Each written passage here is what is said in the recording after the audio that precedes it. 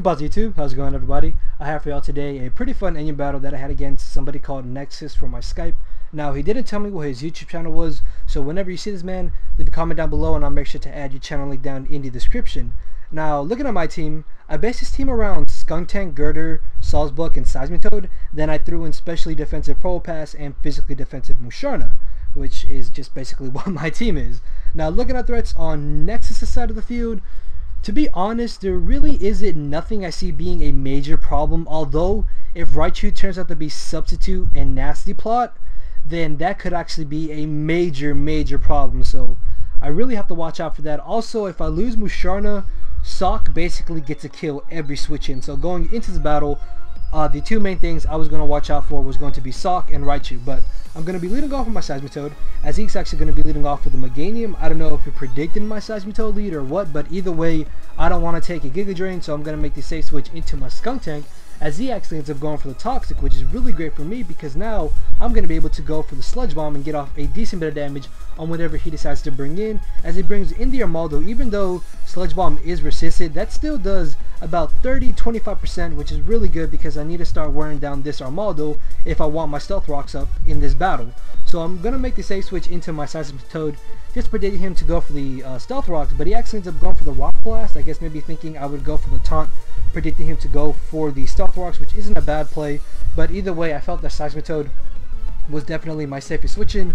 As this turn I know that he's going to be fearing a Scald, Hydro Pump, or Surf, and I'm going to take this opportunity to go for a Substitute. Now I do also carry Toxic on this Seismitoad, which means if he did bring in the Meganium, I could then go for a Toxic, then switch into Probopass, which Meganium don't tend to carry Earthquake or Hidden Power Ground, so Meganium cannot do anything to Probopass, and I could just Toxic Stall Meganium, although some Meganiums do tend to carry Aromatherapy. I also have Toxic on Probopass, so yeah, either way, if you brought him Meganium, I Toxic it, then bring in Probopass. But he did bring in the Samurai, as he breaks my Substitute with the more than likely Hidden Power Grass. I'm going to switch directly into my Salzbuck, and this was actually a bit of a risky play, just because if he was extra belted and went for the Ice Beam, he could have possibly knocked out my Salzbuck, but due to the fact that he double switched into his Armaldo predicting my Salzbuck, that automatically told me, alright, Samurai is choice specs, which means I don't have to worry about him switching up moves. So I'm going to bring in my Seismitoad on the Armaldo, not wanting to take an X-Scissor, as he actually does go for the X-Scissor. That does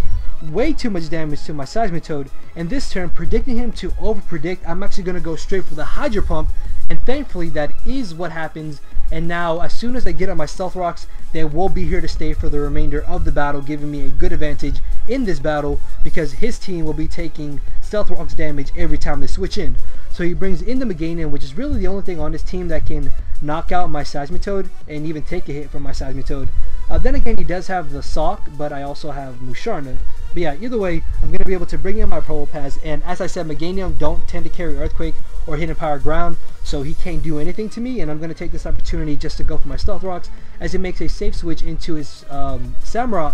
And I am 2 HP away from Sturdy, but I knew that if he did go for the Hydro Pump, then that means I can get a free substitute with my Seismitoad. So predicting him to over-predict, I'm actually going to stay in and go for the Volt Switch, which is exactly what happens.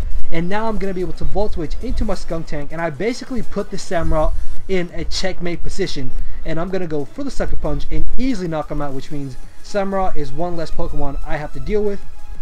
As he brings in the Flareon, I know most Flareon tend to be the Gut set nowadays, sorry, I can't speak. But on the off chance that he did have Lava Plume and burnt me, I decided to go for the Hidden Power Ground, as he does just go for the Flame Charge. That automatically tells me he indeed is the Gut set, as he now gets a Toxic Orb. So predicting him just to go for a Facade or a Flame Charge, I'm going to go for the Sucker Punch, but he pulls out the rest, which I'm not going to lie, I did not see that coming at all. And that's actually really interesting to see on Flareon, just because Sleep does also activate Guts. But either way, I'm just going to leave in my Skunk Tank for Death Fodder, just to be able to get the Aftermath damage off on this Flareon, because with my Musharna being physically defensive, I know I will easily be able to take any move Flareon wants to go for. As he goes for the Sleep Talk, he actually pulls the rest, and I'm going to be able to go for the Side Shock. And look at this damage. That did a whole lot more than I thought it would. Musharna is just a monster. But I'm able to get rid of the Flareon, as he now brings in the Meganium. Because Meganium is faster than Musharna, I'm not going to go for the Baton Pass if he did go for the Toxic, then I would get Toxic after a Baton Pass.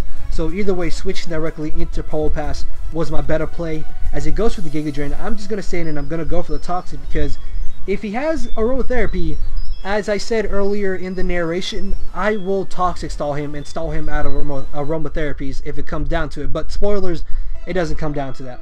So this turn is actually going to bring in the Sock, I guess maybe predicting me to go for a Power Gem or something along those lines, but I did just go for the Volt Switch knowing that I don't want to stall him out, and because Meganium don't run Hidden Power Ice, I can bring in my Sawsbuck, go for a Substitute and a possible Swords Dance and just sweep through the rest of his team.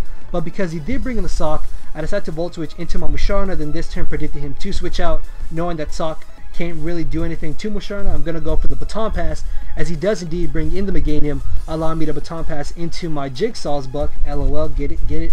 Okay, no, I'm horrible at nicknames, I apologize. I'll just shut up. No, for real.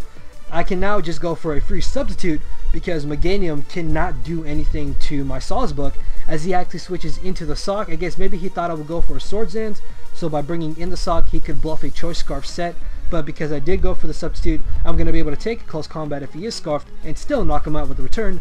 But it did turn out that he was just Choice Banded. As I knock him out, he's not going to bring in the Raichu, and it turns out that his Raichu is a Scarf one because he outsped my Sawsbuck, which is a base 95 speed, as where Raichu is a base 90 speed if I'm not mistaken.